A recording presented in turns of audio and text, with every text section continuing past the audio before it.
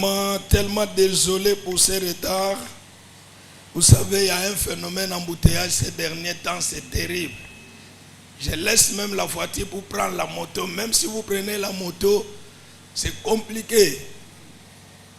Mais comme nous sommes là, nous allons tenir à respecter l'heure.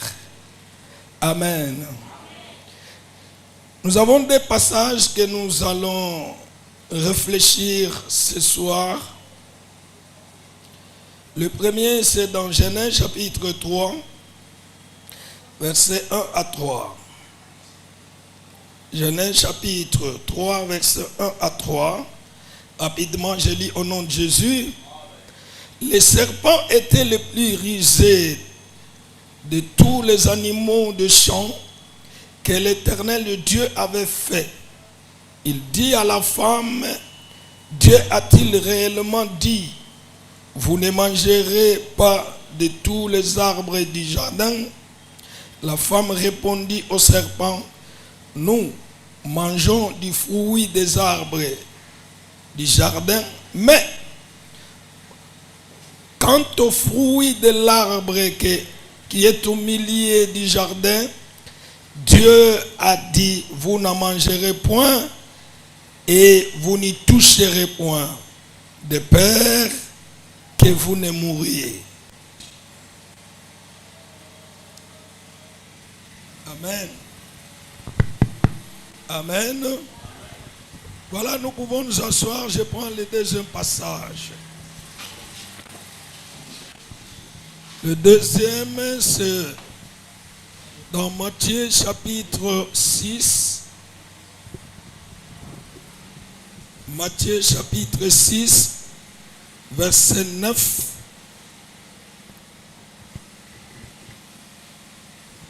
Je commence là-bas. Voici donc comment vous devez prier. Notre Père qui es aux cieux, que ton nom soit sanctifié, que ton règne vienne, que ta volonté soit faite sur la terre comme au ciel. Donne-nous aujourd'hui notre pain quotidien. Pardonne-nous nos offenses, comme nous aussi nous pardonnons à ceux qui nous ont offensés. Ne nous induis pas en tentation, mais délivre-nous du malin. Car c'est à toi qu'appartiennent dans tous les siècles le règne. Quelqu'un peut dire le règne, la puissance et la gloire. Amen. Merci, on acclame le Seigneur très fort. Nous sommes dans notre grand thème intitulé « Que ton règne vienne ». Que ton règne vienne. C'est ça le grand thème de notre marathon de prière. Alors je voudrais ici introduire pendant quelques minutes, parlant d'abord sur le règne. C'est quoi le règne exactement?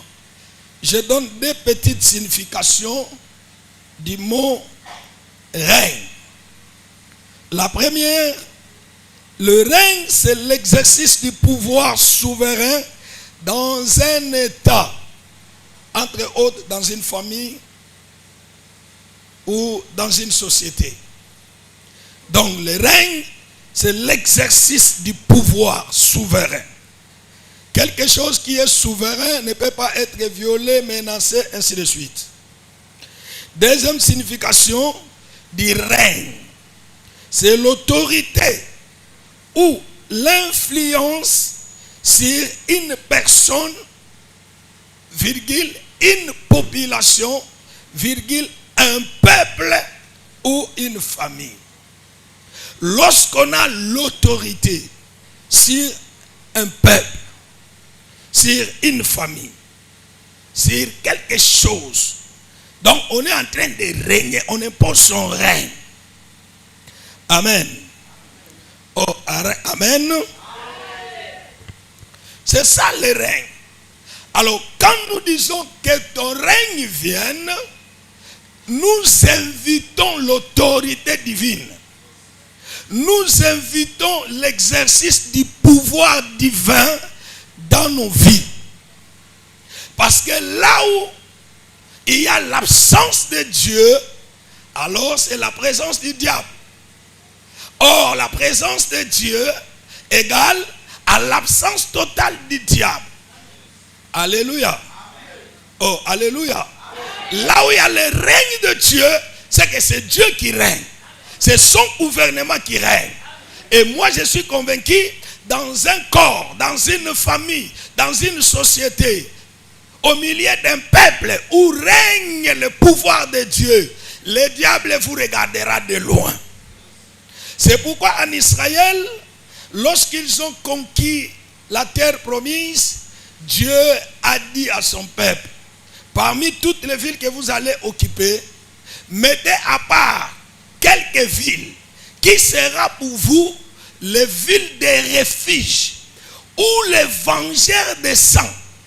Même si tu as commis un crime par erreur, lorsque tu vas t'enfuir dans cette ville-là, tu vas te cacher dans cette ville-là, même si le vengeur descend te voit comme ça, il ne te fera rien.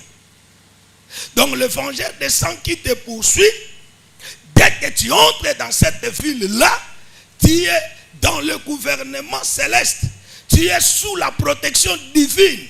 Et il y a une loi de Dieu qui te protège. En ce moment-là, tu es épargné dans beaucoup de réalités. Bien aimé, lorsque le règne de Dieu domine ta vie, le diable peut te chercher à gauche, il peut te chercher à droite, dans la famille, dans la belle famille, dans les quartiers, dans la société. Il ne pourra jamais porter atteinte sur toi. Oh, je pensais que je parlais à quelqu'un. Par moments, nous avons peur du diable parce que nous-mêmes, nous ne nous connaissons pas. Nous ne savons pas ce que nous représentons. Nous ne savons pas ce que nous sommes. Si tu n'es pas sûr d'être un véritable chrétien, alors tu peux avoir peur du diable. Mais un véritable chrétien, c'est un danger, même dans le quartier. C'est pourquoi partout tu seras toujours combattu. Tu ne vas pas éviter les combats. La présence de Dieu en toi fera que tu sois toujours combattu. Même les gens que tu aimeras, même les gens que tu feras des cadeaux, te combattront toujours à cause de ce que tu es, à cause de ce qui est en toi. Je parle à quelqu'un ici. C'est très important. Alors, aujourd'hui, je voudrais réfléchir avec toi sur un petit thème. Quand il y a l'absence de Dieu, que se passe-t-il? Réfléchissons. Quand il y a l'absence de Dieu, quand il y a l'absence du règne de Dieu,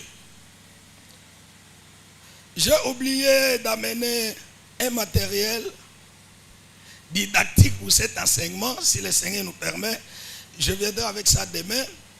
Il y a des cartes. Dans l'une des cartes, on montre le cœur d'une personne habité par le trône de Jésus-Christ.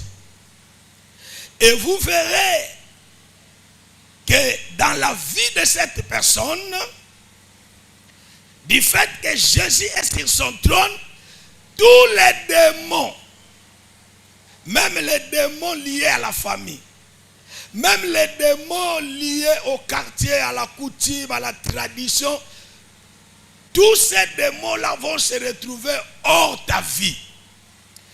Ils vont commencer à rôder tout autour de ta vie, mais ils ne sauront pas porter atteinte, ils ne sauront pas entrer dans ta vie.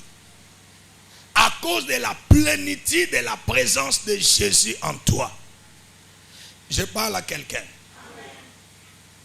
C'est très important. C'est pourquoi j'ai prié le Seigneur que nous ne soyons pas des chrétiens de nom.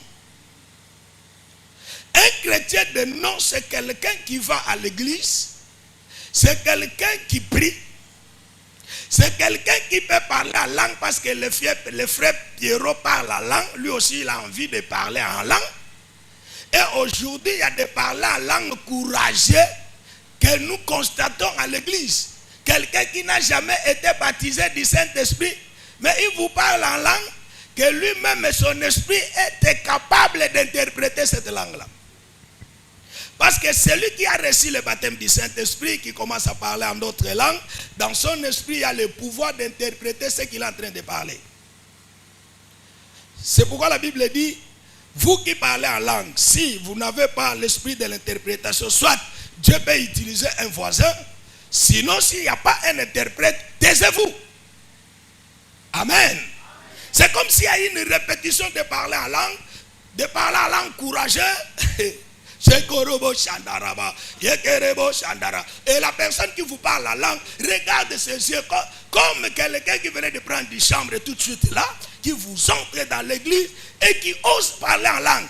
Est-ce que vous appelez un tel monsieur ou une telle dame chrétien? Moi je dis non. Moi je dis non. Alléluia. Oh, alléluia. Le diable n'a pas peur de ceux qui prient seulement. Je le répète. Le diable, le sorcier, les démons n'ont pas peur de gens qui prient simplement. Non, parce que même le sorcier prie. Parfois les sorciers prient plus que le chrétien lui-même. Il vous prend le temps de prier. Alléluia. Je vous donne un petit témoignage.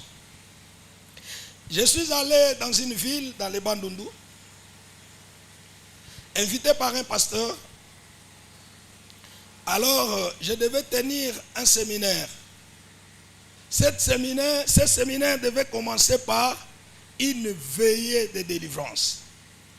On s'est préparé avec les pasteurs. À 22h, on était là-bas. Avant mon intervention dans cette veillée-là, il y avait une fameuse prophétesse, une maman, la maman présidente, je ne dis pas notre maman ici, mais la maman là-bas, tellement influente. Une maman respectée par son pasteur et par tous les chrétiens. Non seulement il avait un peu de moyens, mais il a eu le monopole de dominer à l'église. Donc tout le monde le respectait. Alors, il a pris le ministère de l'homme de Dieu en otage. Suivez-moi très bien. Quand le règne de Dieu n'est pas là, même dans ta famille, même dans ta maison, même dans une église, c'est-à-dire c'est une autre personne qui règne. Et c'est là où les bas blessent. Alors, avant mon intervention, la maman là a commencé ce scénario. Il commençait à parler en langue et il a commencé à prophétiser. Il dit, venez ici, venez ici. Dieu me montre quelque chose, Dieu me montre quelque chose. Bien aimé, il a fait travailler les pasteurs cette nuit-là comme un petit domestique. Grésez ici, grésez ici. Il y a un serpent, il y a un serpent. Le pasteur, il a commencé à grésser. Alors moi j'étais là assis, j'observais. J'ai regardé le pasteur du pauvre malheureux. Il crée ici, il crée. Oh, il a fui, venez ici, à la porte, à la porte. Donc l'église avait des trous par-ci par-là. Ça m'a énervé. Le Saint-Esprit à moi m'énervait déjà. Alors je me disais à moi, Seigneur, fais quelque chose cette nuit pour que cette église voie réellement qui est cette dame. Parce que là, pendant que je priais, le Seigneur me montre, c'est une sirène terrible. Elle a la domination et le pouvoir, l'autorité. Tout ce qu'il demandait à ses pasteurs, il le faisait. Comme Papa Richard parle beaucoup de la délivrance, elle peut venir dire, Papa Richard, tu as beaucoup parlé de ces choses. Change un peu. Parle aussi même de la grâce. Il n'y a pas la grâce sans délivrance. Alors le pasteur naïf, lui aussi il va changer le message. C'est ce qu'il faisait à l'église. Soudain, à 0h05, ils ont fini le théâtre. Mais malheureusement, ils n'ont pas attrapé le serpent, ni le crapaud, ni quoi que ce soit. L'absence de Dieu. Quand j'ai pris le micro, j'ai dit avant de prêcher, on va d'abord adorer Dieu. On doit d'abord élever celui qui est au-dessus de toutes choses. Lèvez-vous, on va prier. J'ai entonné un cantique. On a chanté pendant 30 minutes. Pendant que je chantais, j'implorais la présence de Dieu. Parce que depuis qu'on était là, je me voyais dans le noir. Il n'y avait aucun mouvement de l'esprit. Il n'y avait pas la sensation du Saint-Esprit. On était comme dans le cimetière. Et j'invoquais la plénitude. J'invoquais la plénitude. Quand le Saint-Esprit a déclenché l'onction, cela a commencé par la maman. Alléluia. C'est très dangereux quand le règne de Dieu n'est pas dans une église. C'est très dangereux quand le règne de Dieu n'est pas dans ta vie. C'est très dangereux si dans ta vie, ce n'est pas Dieu qui domine. C'est que c'est autre chose. La Bible dit, marchez selon l'esprit. Tu vas marcher selon l'esprit lorsque l'esprit de Dieu domine en toi. Si l'esprit de Dieu ne domine pas en toi, quelles que soient les prédications, tu ne sauras pas marcher selon le Saint-Esprit. Alors, quand on a adoré Dieu, la gloire est descendue. La maman a sauté. Elle s'est jetée là-bas. Elle a commencé à tournoyer par terre. J'ai dit, Seigneur, que les écailles tombent cette nuit. Et ce jour-là, tout le monde regardait la princesse, la prophétesse, la spécialiste en matière de prophétie et d'orientation. Si le pasteur prie avec les coéquipiers, les collaborateurs, sans cette dame-là, c'est comme si Dieu n'est pas venu. Il doit tout faire qu'on aille appeler cette maman-là. Vous allez l'appeler, elle vous dit, je prépare d'abord, j'ai faim. Attendez-moi. Là, vous attendez aussi, elle mange d'abord. Alors, où est maman telle? Elle mange d'abord. Ah, ok, attendez, venez avec elle. Hein, parce que nous voulons écouter Dieu. Quand Dieu ne règne pas quelque part, le diable va commencer à vous parler. Le diable va commencer à vous orienter. Je parle à quelqu'un? Alors, la maman va se projeter par terre. Je dis, Seigneur, je ne vais pas l'imposer les mains. Peut-être on dira, en l'imposant les mains, j'ai introduit quelque chose en lui. Qu'il se passe quelque chose. La maman commence à crier. Où est sorti ce fameux pasteur? Tu es venu nous pour venir dévoiler mon secret. Alors le pasteur regardait. Quel secret?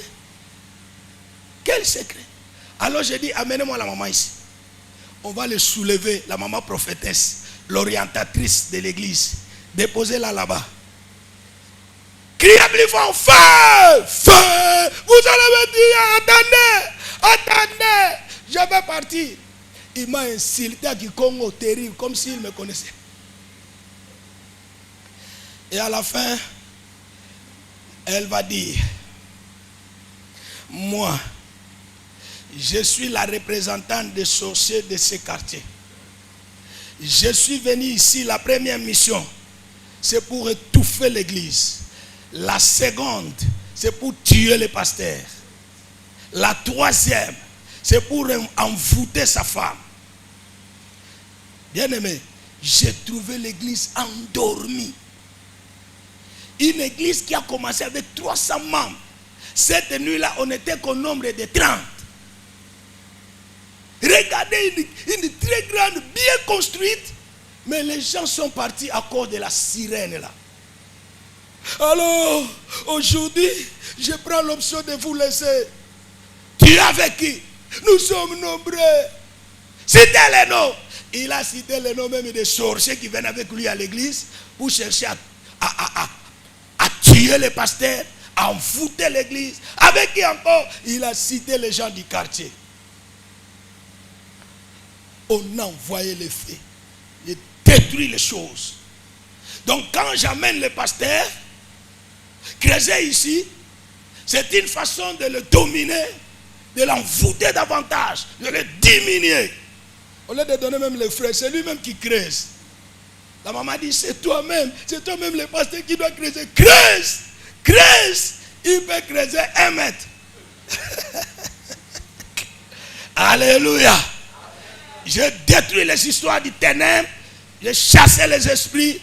La maman s'est réveillée et elle a commencé à pleurer. Et tout le monde l'a regardé.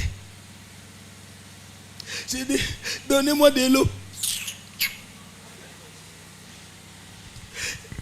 Donne-moi. Tout le monde le dédaignait. Le lendemain matin, c'était le vendredi.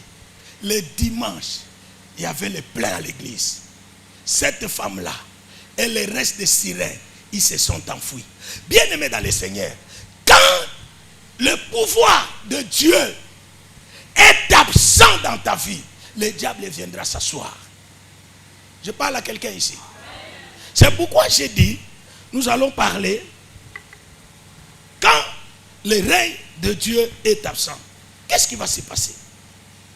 Lorsque dans la vie d'un chrétien, il va pécher, il va commettre des dégâts, il va attrister le Saint-Esprit, alors à ce moment-là, quand le Saint-Esprit est attristé, l'homme commence à devenir faible.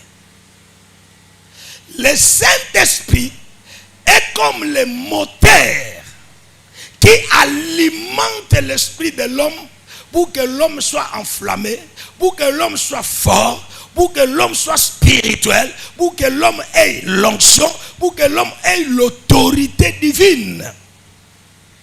Bien-aimé dans le Seigneur, même toi qui pries, tu dois te rendre compte si réellement tu pries, tu as le Saint-Esprit ou pas. Quand tu pries, qu'est-ce qui se passe? Est-ce que tu sens en toi la présence de Dieu? Est-ce que tu peux écouter Dieu? Est-ce que tu peux écouter le Saint-Esprit? Sinon, c'est que tu écoutes autre chose. C'est que tu es soumis à autre chose. Alors la conséquence, lorsque dans la vie d'un chrétien, ce n'est pas Dieu qui règne, c'est que c'est le diable qui règne. Maintenant, qu'est-ce qui va se passer quand c'est le diable qui règne? Dans un autre tableau, je vous enverrai demain, on voit maintenant, Jésus n'est plus au centre de la vie du chrétien. À ce moment-là, c'est Lucifer lui-même qui vient s'asseoir. Il prend maintenant la vie de la personne, il enchaîne. C'est par là que nous disons que l'homme est prisonnier. Quand tu es enchaîné, tu deviens prisonnier dans un domaine ou un autre domaine. Tu peux être prisonnier dans le domaine de la boisson, dans le domaine de la cigarette. Tu peux être prisonnier de l'épidicité, de la débauche. Tu peux être prisonnier. Il y en a plusieurs domaines. Et le diable peut te rendre incrédule. C'est comme ça que vous constatez. Si un frère était modérateur, chrétien, chanteur, il priait sérieusement. Le jour où il va abandonner la voie de Dieu, il devient très incrédule, plus que même les païens eux-mêmes. N'est-ce pas? Si tu vas là-bas pour l'exhorter, il dit, ah mon cher, laisse. C'est nous qui avons commencé. Nous, quand on priait, tu sais, à la période d'Adi Nabal, toi tu n'étais pas encore né. Hein? Lorsque le papa il dit Nabal, moi je fis son modérateur. Et celui-là, il est devenu un athée. Quand on parle d'examen, Kizami n'a jamais Oscar. Oh, mais quand il a commencé à Ngaba, nous on était là. Quand il parle de Tamboulko, vieille Ignace. Oh, lui quand il a commencé la foi audacieuse, hein, on était là. Donc c'est quelqu'un que Dieu avait visité pendant un moment. Maintenant il a perdu le règne de Dieu. Alors le diable vient maintenant s'asseoir. Et quand le diable vient poser son règne dans ta vie, tout doit basculer négativement. Est-ce que je parle à quelqu'un? Est-ce que je parle à quelqu'un? Je vais vous donner quelques signes et on va prier. Quand la présence de Dieu n'est plus dans ton esprit, là c'est le diable qui vient s'installer. Quand le diable s'installe dans la vie d'une personne, il invite ces géants. Amen.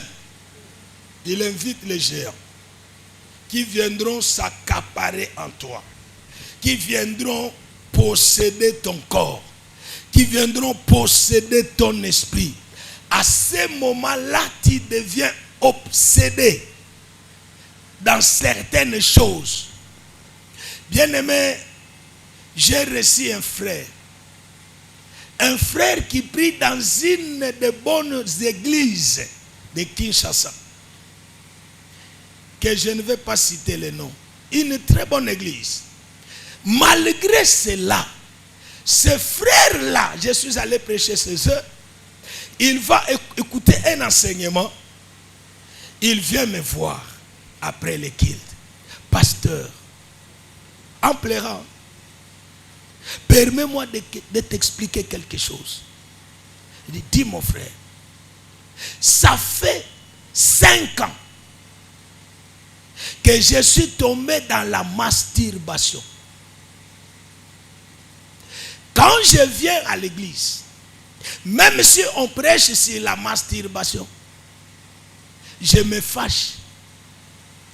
J'aime même les pasteurs qui prêchent ces choses-là. Et c'est comme si ces esprits-là, quand je rentre, ils s'imposent à moi pour dire, fais-le encore. Après le culte, je me retrouve dans des douches, en train de commettre des actes de la masturbation. Que ce soit une fille, que ce soit un garçon, toi qui fais ça, tu iras en enfer.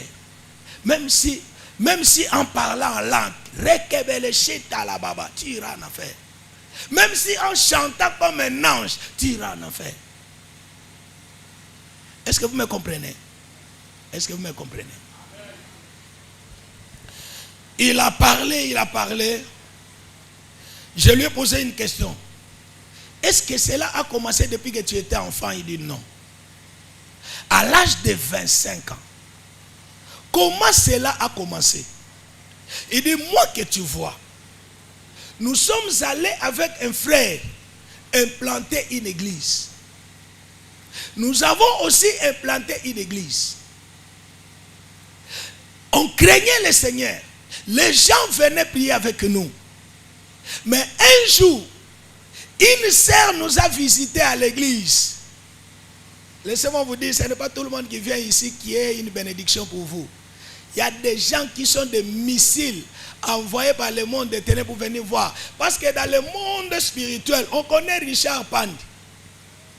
Par moment, on envoie des gens. Prenez son adresse. Surtout dans les réseaux sociaux, nous sommes plus cachés. Hein? Ton numéro est là, ton visage est là, l'adresse et tout.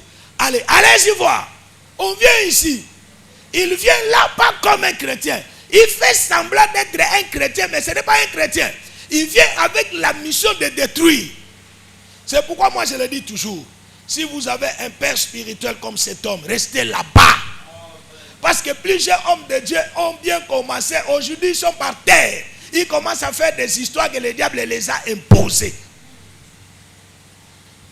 Je vais dans une église, on dit, en tout cas ici, ne prêche pas vos histoires là. Moi je sais que toi tu parles trop des histoires là, de délivrance et de tout.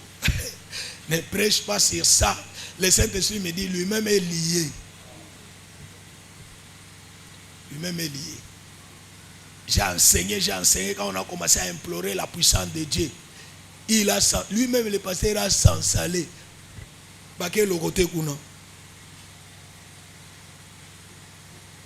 J'ai arrêté les services de délivrance pour ne pas scandaliser l'église. Alors si toi-même, le pasteur, tu es envoûté, tu es possédé, quel sera le sort des chrétiens? Ce frère-là dit ceci. On a reçu une sœur à l'église. Une très jolie sœur. Il nous a dit qu'il était la fille d'un ministre. Il est venu avec l'influence monétaire. Il était là autour des frères et tout ça. Les frères n'aiment pas voir une jolie fille. Oh, ma sœur,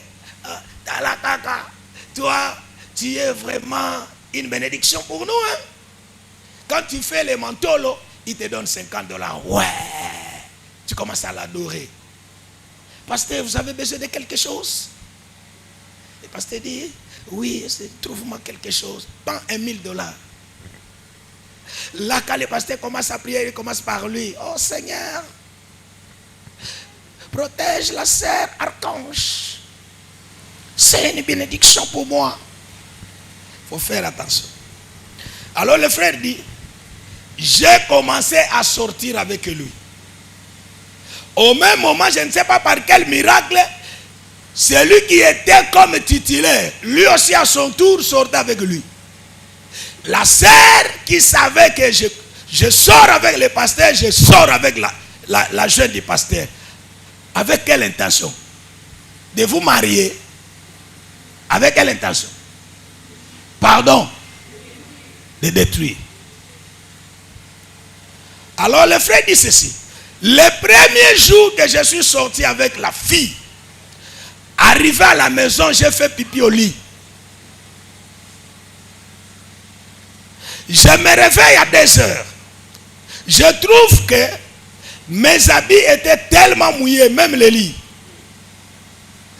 Heureusement que j'étais seul.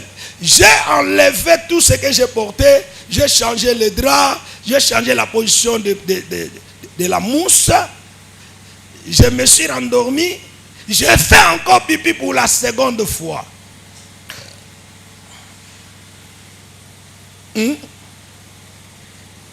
Si tu sors avec une prostituée, vous devenez une même chair. Depuis ce jour-là, le pasteur, j'ai commencé à ressentir à moi une culpabilité. Et il y a un esprit qui me disait, ne sors plus avec les filles, il risque de te détruire, satisfais-toi toi-même. Quand il y a l'absence de Dieu dans ta vie, tout ce que le diable va t'imposer, tu tomberas. Oh, alléluia. Amen. Tout ce que le diable, le marché du diable va te proposer, tu vas tomber, tu vas obéir, tu vas te retrouver dans la multiplication des péchés. C'est comme ça que Paul dit, je vois en moi une loi contraire à la loi de mon entendement. Le mal que je hais, c'est ce que je fais. Le bien que j'aime, je ne le fais pas. Il dit, misérable que je suis. Quand on voit en lui une loi contraire à son entendement, c'est déjà la présence d'un démon. Oh, alléluia. Si on entre dans la doctrine, il y aura beaucoup de choses. Et il y aura des gens qui seront scandalisés. Cela veut dire qu'il y a aussi des hommes de Dieu qui peuvent se retrouver envoûtés. Ils peuvent se retrouver possédés d'un esprit impie. Pourquoi? Parce qu'il a ouvert une porte et le diable est venu s'accaparer. Lorsqu'il y a un vide, le diable viendra s'asseoir.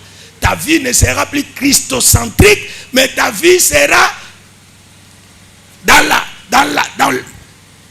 en dessous du gouvernement diabolique. Et en ce moment-là, tu seras soumis à la loi du diable. C'est pourquoi vous allez constater, dans l'ancienne alliance, le diable, sachant que tant que Dieu sera avec Adam et Ève, je ne saurais pas les mentir. Je ne saurais pas manifester ma rige. Alors quand Dieu, parce que Dieu venait visiter ce peuple et il partait à lui, il va constater que même l'homme n'est pas là, Dieu également.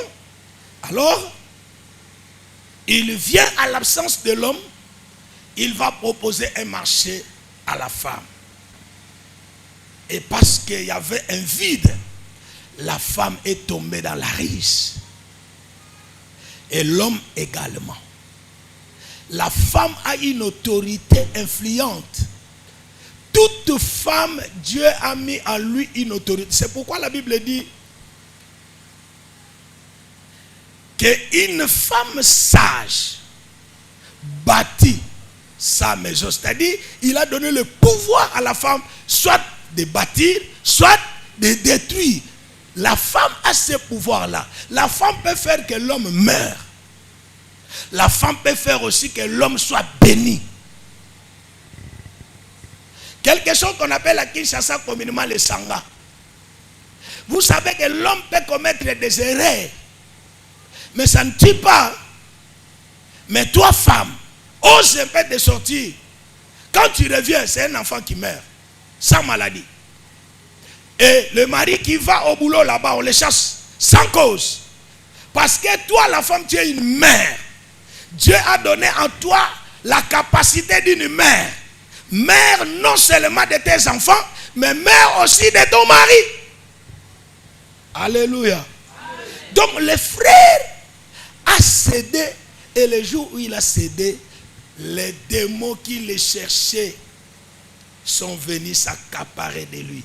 Il dit, pasteur, depuis ce temps-là, je me masturbe.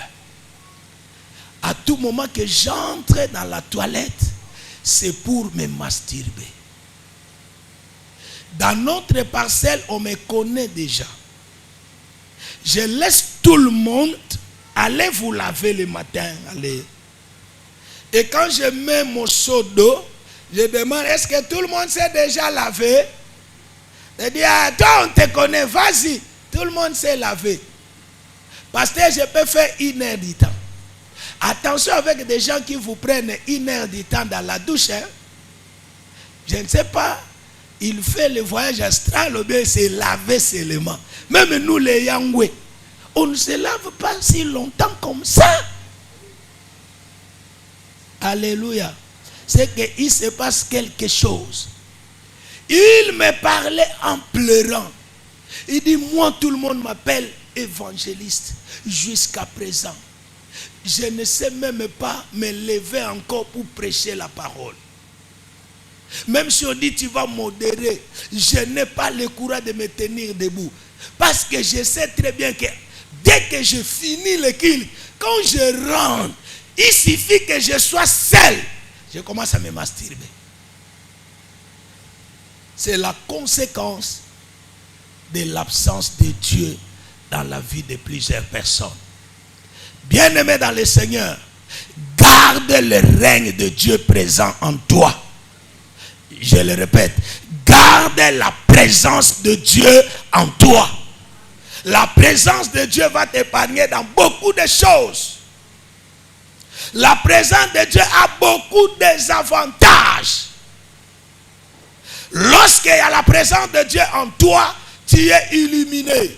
Tu es une flamme de feu. Tu as une autorité. Tu as le pouvoir. Ce que tu déclares, tu soumets les démons. Alléluia. Deuxième conséquence ou signe. Pour réaliser qu'il y a l'absence de Dieu en toi, il y aura le retour des mauvais rêves. Alléluia. Oh, alléluia. Le retour des mauvais rêves. En ce moment ici, peut-être tu commences encore à rêver de nouveau le mari de nuit. Tu commences à rêver que tu manges quelque chose. Tu commences à rêver que tu es en train de nager, je ne sais pas dans quelle rivière. Tu deviens un poisson ou un sous-marin, je ne sais pas. Tu commences à rêver que tu es en train de t'envoler nu. Tu commences à rêver que tu es dans une plage où vous êtes entouré de plusieurs personnes en train de manger des crevettes creuses qu'on n'a même pas préparées, même si on a préparé.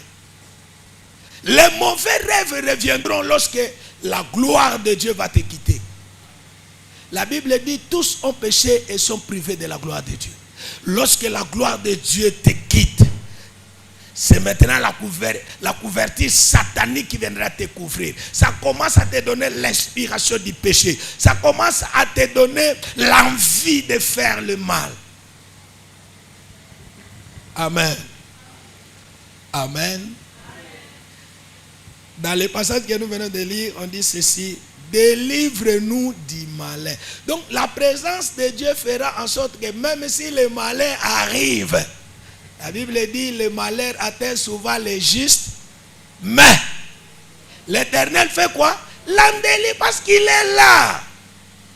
Il est là. C'est à l'image de disciples qui traversaient le lac, où Jésus se trouvait là-bas, même s'il faisait semblant de dormir.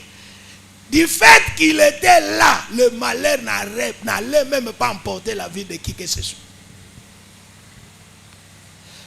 Pierre a essayé, mais lorsqu'il a réalisé qu'il y a l'intervention rapide, il a crié: Seigneur, tu n'as pas de peine que nous périssons. Jésus s'est levé, il a déclaré, et l'eau était calme. Lorsqu'il y a la présence de Dieu en toi, les attaques du diable, ça peut venir, mais tu ne seras pas touché. Je parle à quelqu'un. La flèche peut venir. Tu sens que tu as été attaqué, mais le résultat de l'attaque ne va pas se manifester en toi. C'est pourquoi par moment on vous dit, vous avec vos églises là, des magiciens là, des sorciers là. Pourquoi? Parce qu'on fait tout pour porter atteinte à ta vie. Ça n'arrive pas. Ce matin, je parlais à une équipe de gens. Je disais un jour, j'étais endormi. Le Seigneur me dit: réveille-toi. Regarde ce papa-là. On lui a donné la mission avec un marteau pour te briser les jambes. Va confisquer cela et fais ce que tu voudras. Oh bien-aimé, dans ces rêves-là, Dieu m'a donné la force de rosser le papa. Je m'étais vu avec ma force quand j'étais encore boxeur, un ancien boxeur. Je l'ai rossé. Et j'ai pris les marteaux là, j'ai brisé les jambes. Le matin, quand je sortais à 5h30, je vois son fils aîné et ce papa là au dos. Les gens faisaient comme ça. Jusqu'à présent, il ne peut plus se tenir debout. Est-ce que vous me comprenez? Lorsqu'il y a la présence de Dieu en toi, Dieu va commencer à te montrer des choses, même des choses cachées.